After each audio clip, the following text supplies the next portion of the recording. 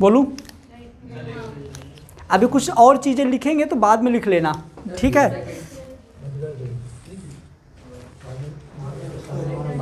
हो गया? चलो आओ, ये देखो अपन बात कर रहे हैं पहले सेलुलर रेस्पिरेशन। सेलुलर रेस्पिरेशन में अपन ने पढ़ा था कि जब रेस्पिरेशन होगा तो यहाँ से क्या रिलीज होगी? एनर्जी। क्या रिलीज होगी? एनर्जी। एनर्जी रिलीज करने के लिए हमको सेलुलर रेस्पिरेशन में कुछ सब्सटेंस चाहिए होता है, जिनको हम बोल सकते हैं फूड पार्टिकल्स या फूड सब्सटेंस या कॉम्प्लेक्स मॉलिक्यूल्स, कुछ भी आप बोल दो। इसमें से हमारा एक देखिए फैट, कार्बोहाइड्रेट और प्रोटीन, ये तीनों फूड सब्सटेंस होते हैं।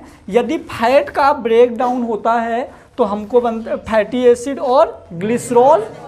कार्बोहाइड्रेट का ब्रेक डाउन होता है तो ग्लूकोज। प्रोटीन का ब्रेक डाउन होता है तो अमीनो एसिड। अब मेरी बात सुनना ध्यान से, अभी जो बता रहा हूँ ये वाली प्रोसेस डाइजेशन है,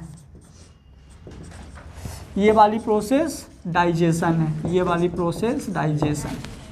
डाइजेशन की डेफिनेशन क्या होती है? Macro molecule convert in micro molecules या complex particle convert in simple particle. बड़े बड़े पार्टिकल को सिंपल पार्टिकल में कन्वर्ट करना। फैट बहुत बड़ा पार्टिकल्स होता है जो फैटी एसिड और ग्लिसरॉल में कन्वर्ट हुआ। कार्बोहाइड्रेट ग्लूकोज में कन्वर्ट हुआ जो मोनोसैकेराइड्स होते हैं।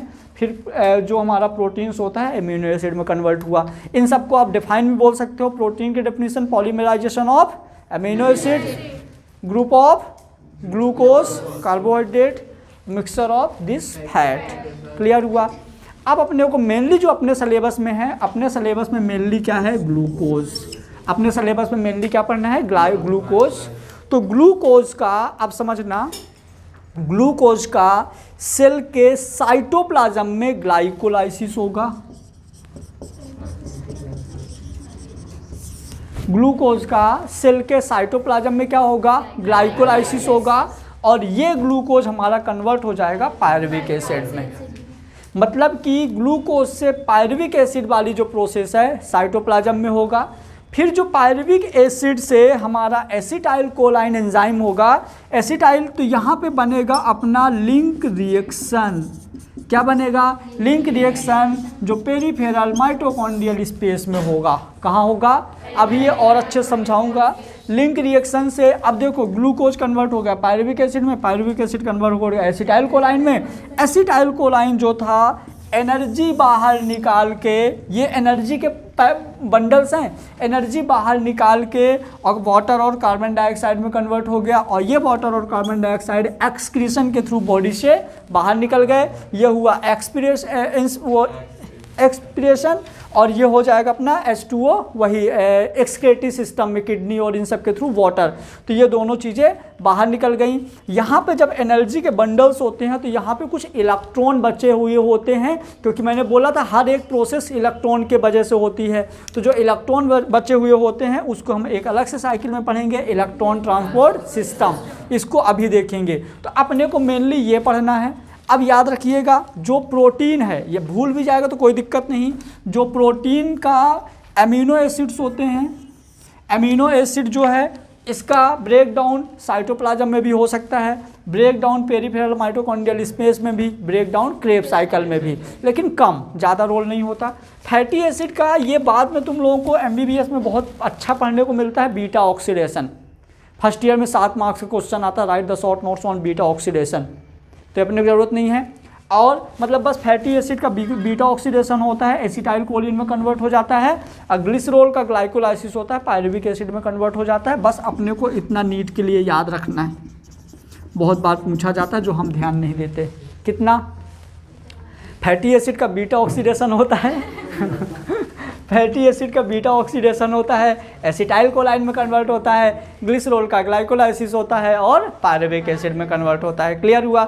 उसके बाद ये बहुत सारे एनर्जी के बंडल्स होते हैं। अभी इन सबको हम अलग अलग पढ़ेंगे ना, इस वजह से यहाँ बहुत डीप में नहीं जा रहे। तो अब देखो ये जो मैंने प्रोसेस बता दिया ना कि कहाँ सेल के साइटोप्लाज्म में, तो इन सारी चीज़ों को जो मैं यहाँ पे लिखा हूँ ना, इसको एक डायग्राम में सीखेंगे। क्लियर? तो इसको मैं रब कर रहा हूँ, हेडिंग डाल दीजिए।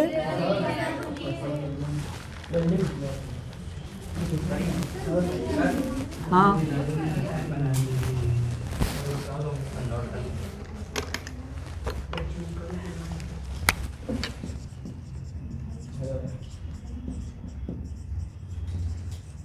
सिमरा सही बोल रहा हूँ ना? तुम्हारे घर में वो है ना, वो जो गोल गोल की टिक्की बनती है, इडली बस टिक्की थोड़ी होती है, टिक्की इडली का हार्ड वर्जन।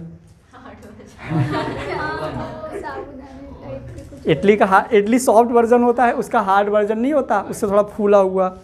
अरे वो बाटी सॉलिड वर्जन। चलो सुनो, अब मेरी बात सुनना एकदम ध्यान से। अब एक बातें नहीं करना, एकदम पहले इसको पूरा समझ लो, फिर अब ना तुम लोगों को इसके बाद जितनी साइकिल है ना, बहुत मज़ा आएगा पढ़ने में। मतलब तुमको पहले से पता चलेगा क्या होने वाला है। ठीक है, देखते हैं। ये सुनो अब ध्यान से, जो हमारा एरोबिक रेस्पिरेशन होता है in the presence of oxygen, कोई नहीं लिखेगा भाई, हम टोकेंगे नहीं। अभी तक निकल रहा, कितना डाले हो भाई तुम, कपड़े खराब हो जाएंगे यार। चलो देखो इधर, अब बातें नहीं, an overview of aerobic respiration मतलब O2 के प्रेजेंस में ये प्रोसेस होगी, ऑक्सीजन के प्रेजेंस में। अब मेरी पूरी बात ध्यान से सुनो, ये पूरा का पूरा वाइट बोर्ड मानो की सेल है, समझना। पूरा का पूरा ये जो अपना वाइट बोर्ड है, पूरा का पूरा सेल है। ठीक है, मतलब कि अपन ऐसा कर लेते हैं, ये सेल है, ये पूरा अपना सेल है, और सेल के अंदर कहीं पे माइटोकॉन्ड्रिया है। तो हम ये ले लिया अपन ने माइटोकॉन्ड्रिया। माइटोकॉन्ड्रिया जो होता है, ये हमारी होती है सेल मेम्ब्रेन, ये है साइटोप्लाज्म, और ये है माइटोकॉन्ड्रिया। समझ गए? ये पूरा सेल है। सेल में अब जो माइटोकॉन्ड्रिया होता है, ये डबल लेयर्ड स्ट्रक्चर होता है। कैसा होता है? सॉरी, ये जो माइटोकॉन्ड्रिया होता है,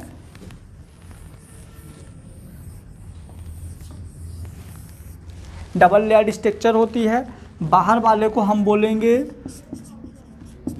आउटर मेम्ब्रेन, अंदर वाले को हम बोलेंगे इनर मेम्ब्रेन। इनर मेम्ब्रेन में ये जो उभार टाइप के बने हुए होते हैं ना, इसको क्या बोलते हैं? क्रिस्टी। ठीक है, इनके बीच का ये जो गैप है ना, इस गैप को हम बोलते हैं पेरीफेरल माइटोकॉन्ड्रियल स्पेस। यहाँ जो मटेरियल भरा हुआ होता है, बीच वाला यहाँ पे लिक्विड टाइप का कुछ भरा रहता है, इसको हम बोलते हैं माइटोकॉन्ड्रियल मैट्रिक्स। क्लियर? इसके अंदर वाली चीज़ को ये देखो, ये इसके जो अंदर वाली चीज़ है, ये हो जाएगी इनर मेम्ब्रेन ऑफ माइटोकॉन्ड्रिया। समझ गए सारी चीज़ें? सुनो, ये पूरा सेल है, सेल की ये लेयर सेल मेम्ब्रेन है, अंदर साइटोप्लाज्म है। ठीक है, उसके बाद माइटोकॉन्ड्रिया डबल लेयर्ड होती है, बाहर वाले को आउटर, अंदर वाले को इनर। ये बना हुआ मतलब क्रिस्टी होता है। हॉलीवुड में एक हीरोइन का नाम रहता है क्रिस्टी। आओ, समझ में आ गया ना सारी चीज़ें? ये जो लिखी हुई समझ में आ गया? नहीं समझ में आया, अभी दोबारा पढ़ाऊंगा, फिर समझ में आ जाएगा। क्लियर? आ जाओ, सबसे पहले अपन ऐसा करते हैं कि ये अपन ने खाना खाया। जब अपन खाना खाए तो अपन ने क्या लिया? कार्बोहाइड्रेट अपन ने खाया। तो एक काम करते हैं, अपन बोल देते हैं फूड सब्सटेंस। क्या हुआ? Food substance. फूड सब्सटेंस में अपन मेनली ये मान के चलते हैं कि अपन ने जो खाया वो कार्बोहाइड्रेट था, कार्बोहाइड्रेट का ग्लूकोज वाला पार्ट था। तो ये कार्बोहाइड्रेट का जो ग्लूकोज वाला पार्ट था, ये ग्लूकोज वाला पार्ट कहाँ आ गया, सेल के साइटोप्लाज्म में।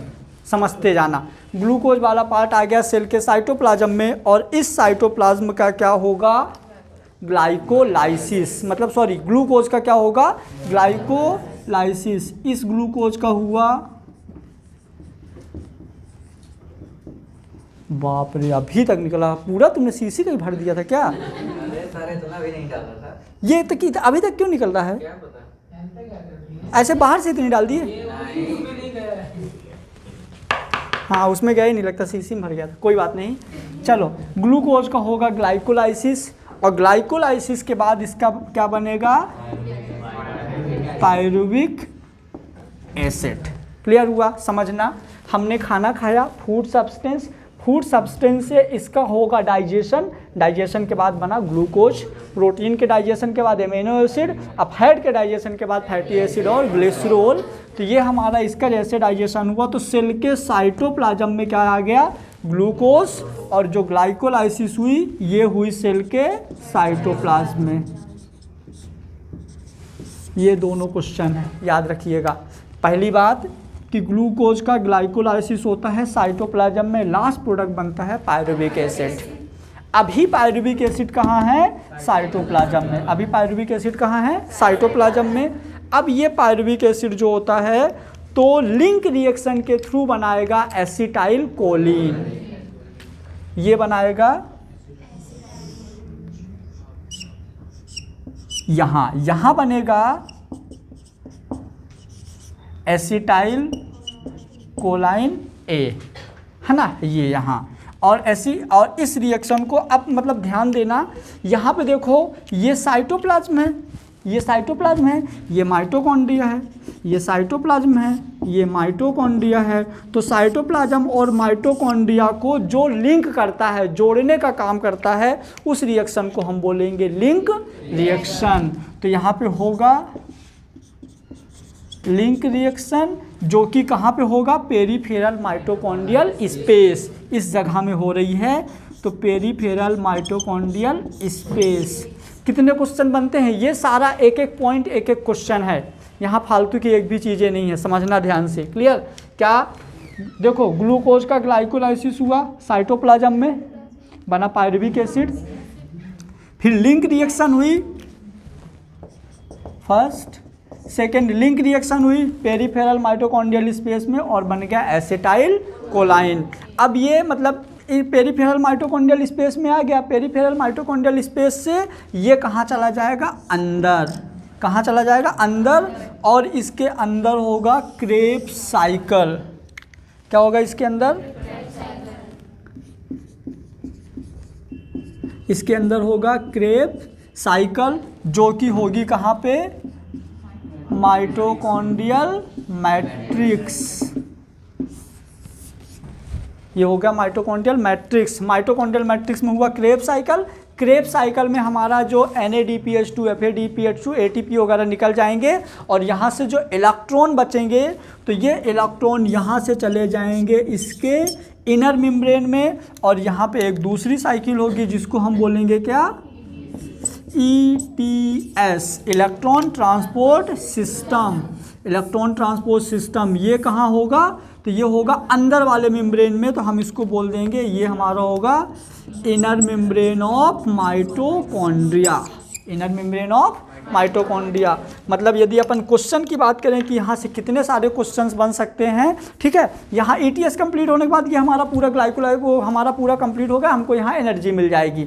तो जो हमने फूड खाया, जो अपन ने फूड खाया, तो सबसे पहले हुआ इसका ग्लाइकोलाइसिस। क्या हुआ, ग्लाइकोलाइसिस। ग्लाइकोलाइसिस के बाद लिंक रिएक्शन, लिंक रिएक्शन के बाद क्रेब्स साइकिल, क्रेब्स साइकिल के बाद ETS। ठीक है, फिर यहाँ से याद रखना, ग्लाइकोलाइसिस साइटोप्लाज्म में, ETS पेरीफेरल माइटोकॉन्ड्रियल स्पेस में, क्रेब्स साइकिल माइटोकॉन्ड्रियल मेम्ब्रेन में, ETS इनर मेम्ब्रेन ऑफ। यदि इस चैप्टर से कोई सा भी क्वेश्चन आता है ना, तो यहाँ से एक क्वेश्चन जरूर देता है। क्लियर हुआ? यहाँ पे हमारा पूरा का पूरा प्रोसेस कंप्लीट हुआ। इसको बना के, मतलब बनाना नहीं है, फोटो खींच के ग्रुप में डाल दो, हमको आज ग्लाइकोलाइसिस पढ़ाना है। अभी टाइम बचा है 20 मिनट। 20 मिनट बचा है क्या? हाँ आए 30 मिनट है, अरे बहुत है। हाँ तो ठीक है ना बेटा, इसको बनाना है, फोटो खींच के ग्रुप में डालो फटाफट, टाइम नहीं बनाने वाला।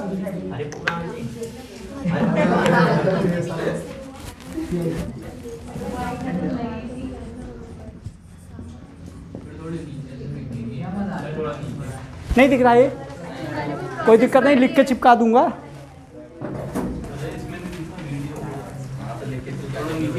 ग्लाइकोलाइसिस या इसको अपन बोलेंगे EMP pathway.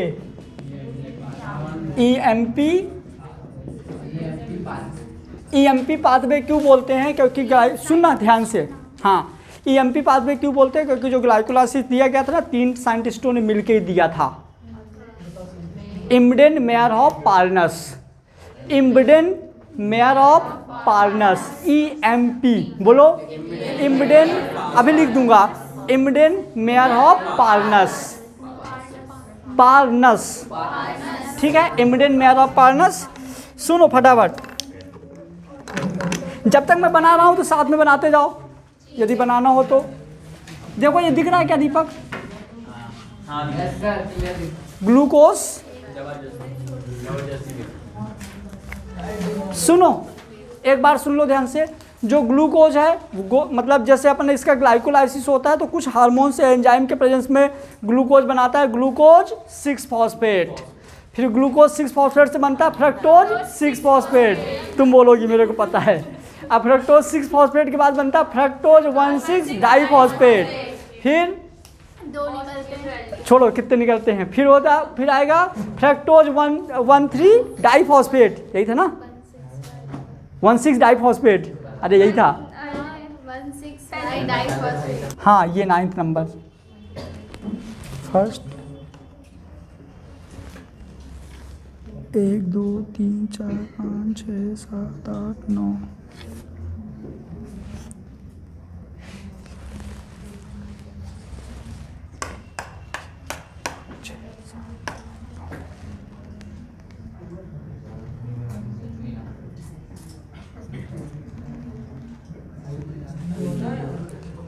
एनोलेस, pyruvic acid kinase,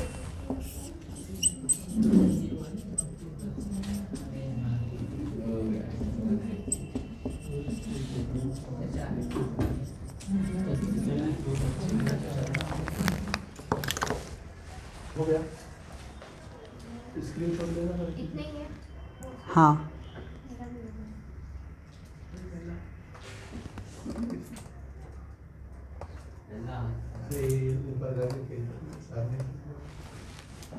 दो,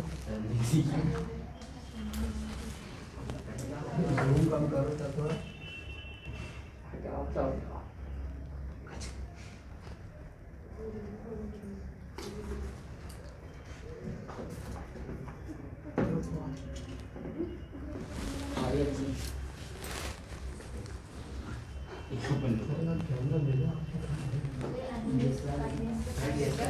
क्या? हाँ पायरुविक एसिड काइनेज। कितना आते हैं यार?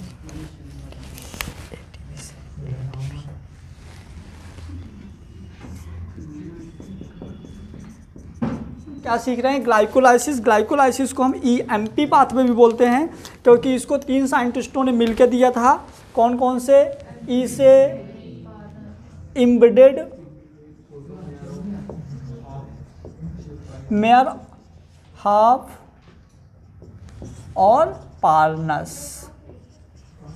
ठीक है, स्पेलिंग सही कर लेना, कोई दिक्कत नहीं। इम्बेडेड, मेयर हाफ, पार्नस 3 साइंटिस्टों ने मिलकर दिया था। इस वजह से हम ग्लाइकोलाइसिस को ईएमपी पाथवे भी बोलते हैं। इसमें क्या होता है, ग्लाइकोलाइसिस के लिए हमने पहले भी बोला था O2 की ज़रूरत नहीं है। यहाँ पे जो ATP निकलेंगे, मतलब जो ATP या जो एनर्जी रिलीज़ होगी वो बहुत कम रिलीज़ होगी और ये हमारा होगा सेल के साइटोप्लाज्म में। ध्यान से समझो, यहाँ से बहुत अच्छे अच्छे क्वेश्चंस बनते हैं। तो जो हमारा ग्लूकोज होता है तो एक ATP रिलीज़ करके हेक्सोकाइनेज एंजाइम के प्रेजेंस में क्या बनाता है? Glucose 6 phosphate. समझना ध्यान से मेरी बात। जो ग्लूकोज होता है, ग्लूकोज जो है हेक्सोकाइनेज एंजाइम की प्रेजेंस में ग्लूकोज 6 फॉस्फेट बनाता है। इतना समझ में आ गया सबके? ग्लूकोज को यदि आप हेक्सोकाइनेज एंजाइम दे दोगे तो वो बना दे, ग्लूकोज को हेक्सोकाइनेज एंजाइम दे दोगे तो ग्लूकोज 6 फॉस्फेट में कन्वर्ट होता है, जो कि आइसोमेरेज एंजाइम के प्रेजेंस में हमारा ग्लूकोज फ्रक्टोज 6 फॉस्फेट बना देगा। अब फ्रक्टोज 6 फॉस्फेट जो है फ्रक्टोज 1,6 डाइफॉस्फेट। पहले ये 4 स्टेप याद करो, फिर हम देखते हैं। पहले ये 4 स्टेप सबको हो गई? सब लोग एक बार बोलो,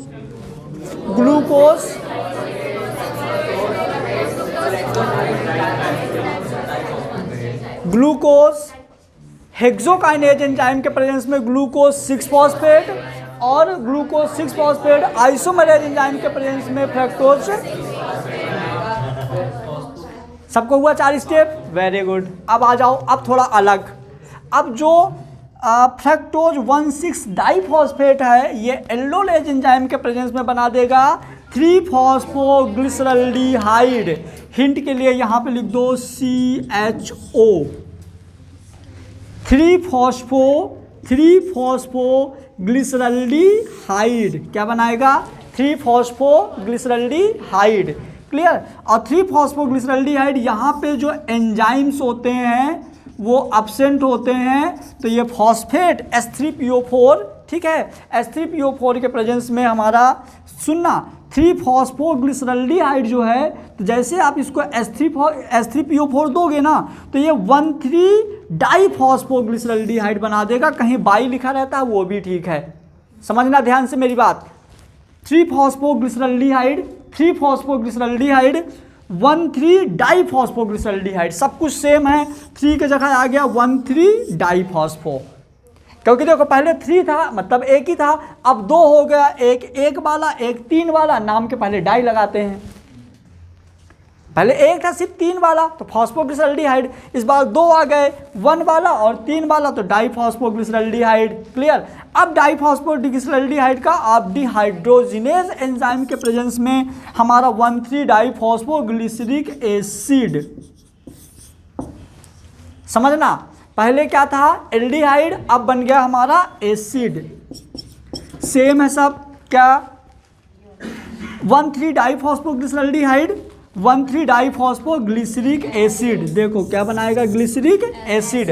अब सुनना बढ़िया, 1,3 डाइफॉस्फोग्लिसरिक एसिड, फिर 3-फॉस्फोग्लिसरिक एसिड, फिर 2-फॉस्फोग्लिसरिक एसिड। बढ़िया है ना? 1,3 डाइफॉस्फोग्लिसरिक एसिड, 3-फॉस्फोग्लिसरिक एसिड, 2-फॉस्फोग्लिसरिक एसिड। एक बार अपन यहाँ तक देखते हैं, मैं बोलूँगा तुम लोग ध्यान से सिर्फ सुनना, अभी बोलना नहीं कोई। पहले ग्लूकोज था, ग्लूकोज बना दिया ग्लूकोज 6 फॉस्फेट, अभी नहीं बोलना। ग्लूकोज था, ग्लूकोज बना दिया ग्लूकोज 6 फॉस्फेट, ग्लूकोज 6 फॉस्फेट से बन गया फ्रक्टोज 6 फॉस्फेट, अब फ्रक्टोज 6 फॉस्फेट से बन गया फ्रक्टोज 1,6 डाइफॉस्फेट। 4 स्टेप कमल समझ में आई? ठीक है, यहाँ तक छोड़ो। अब इसके बाद हमारा फ्रक्टोज 1,6 डाइफॉस्फेट क्या बनाएगा? समझना, 3-फॉस्फोग्लिसरल्डिहाइड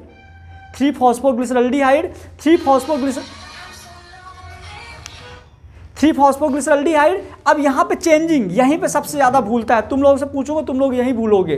3-फॉस्फोग्लिसरल्डिहाइड बनाएगा 1,3 डाइफॉस्फोग्लिसरल्डिहाइड। क्या बनाएगा? सेम 1,3 डाइफॉस्फोग्लिसरल्डिहाइड बनाएगा 1,3 डाइफॉस्फोग्लिसरिक एसिड, 3-फॉस्फोग्लिसरिक एसिड। देखो 1 हटाए, इस वजह से डाई हटा है, तो 3-फॉस्फोग्लिसरिक एसिड 2-फॉस्फोग्लिसरिक एसिड। अब 2-फॉस्फोग्लिसरिक एसिड के बाद बनेगा 2-फॉस्फोइनोल pyruvic acid, enol pyruvic acid, 2-फॉस्फोइनोल पायरुविक एसिड, और लास्ट में बनेगा पायरुविक एसिड। यदि स्टार्टिंग के वर्ड याद हो तो अपना काम हो सकता है। तो एक हमारे भैया हैं जिनका नाम है दीपेंद्र सिंह, आर्मी में है, यहीं कभी कभी आते रहते हैं, ठीक है। तो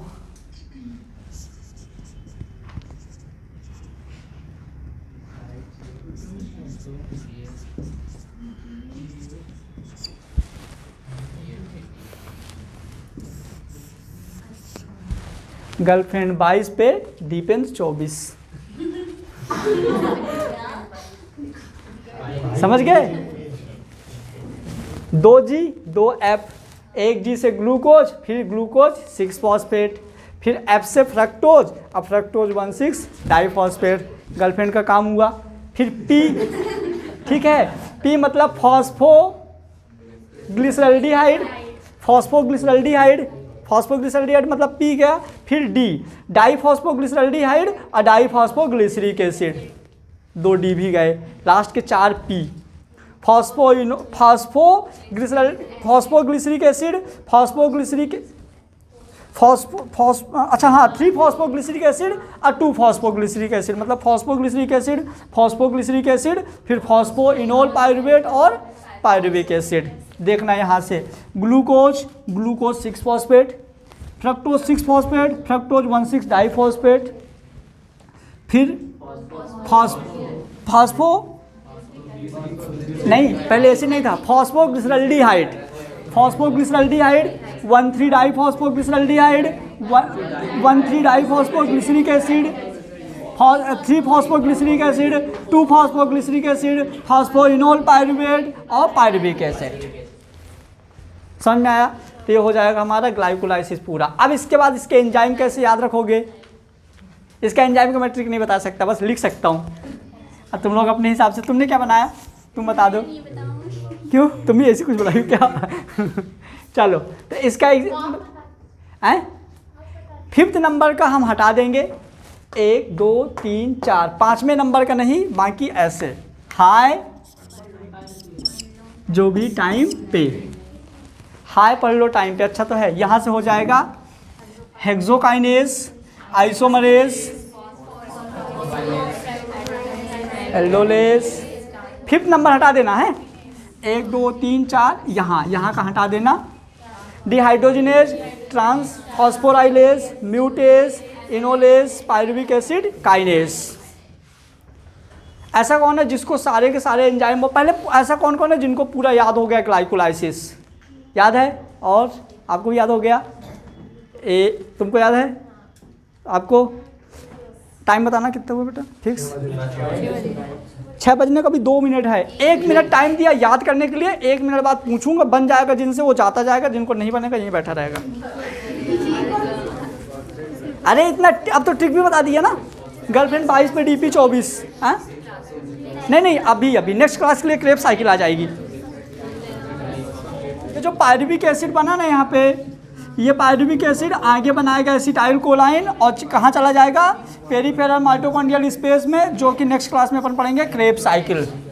क्या पढ़ेंगे? क्या? हाँ ना, तो ये हो जाएगा लिंक रिएक्शन, और ये क्रेब साइकिल तो वो तो थोड़ी सी है। हाँ सुनाओ।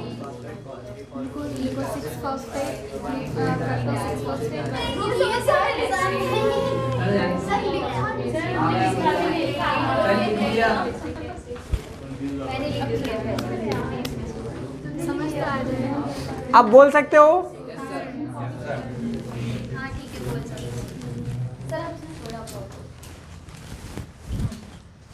हाँ कौन, रुक जाओ, पेन देना बेटा।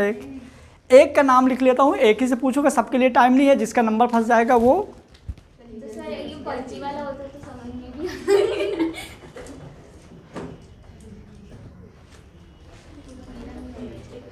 15 तक के अंदर की गिनती बोलना है। जल्दी बोलो। कमर 7, कमर जल्दी बोलो। राहुल जल्दी बोलो, नहीं बोलते जाओ। हेलो अरे यार 7, 5.5 बोलो जल्दी। अच्छा विशाल, हाँ तुम बोलो।